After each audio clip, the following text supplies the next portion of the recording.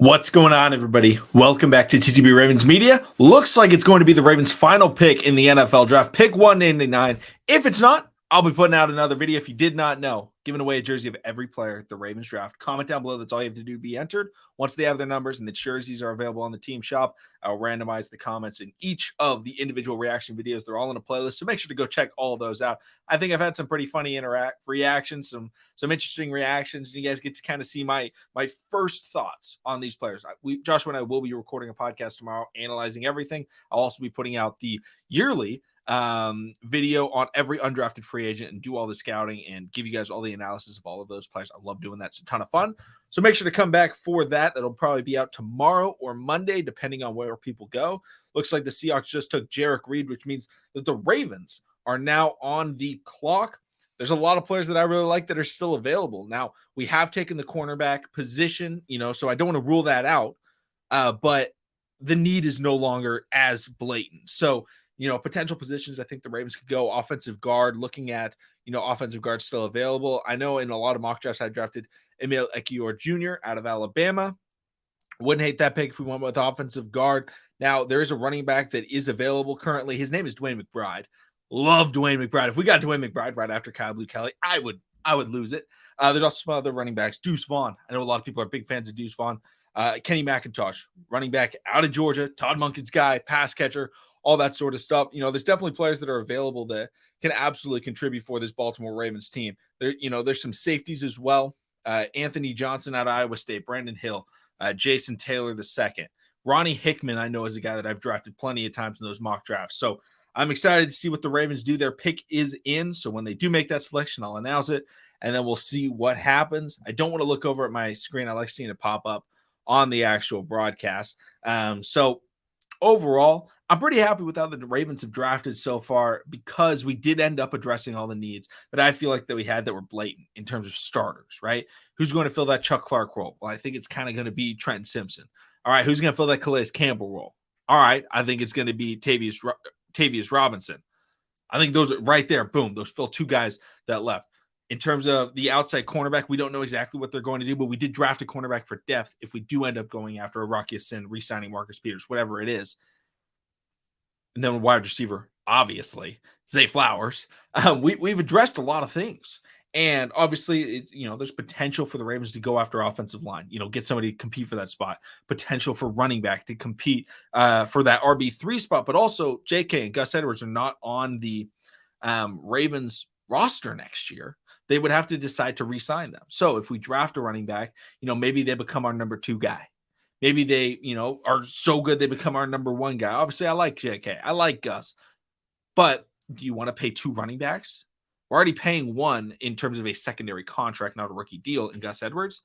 And we're also paying special teamer. I don't consider him a running back. I call him a special teamer. Justice Hill, paying him as well. So be a lot to keep all those guys. So, going after running back, maybe they could obviously go after them in the undrafted free agent market. Running back is the best position.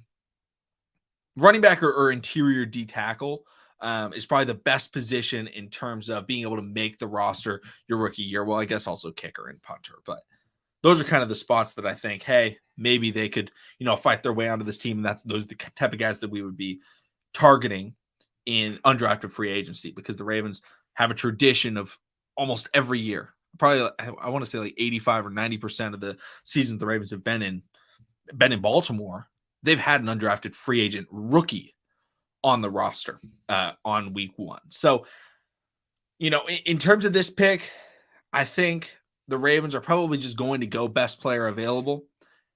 In my opinion, that's Dwayne McBride. I know I'm higher on Dwayne McBride than a lot of other people are. His big concern has been fumbles, but, at UAB, he rushed for almost 3,000 yards in the last 2 seasons. He was unstoppable. He is a powerhouse, a workhorse, a running back that you can really, really hand the ball to in any situation. And he's just going to run that football. He's not going to be a pass catcher.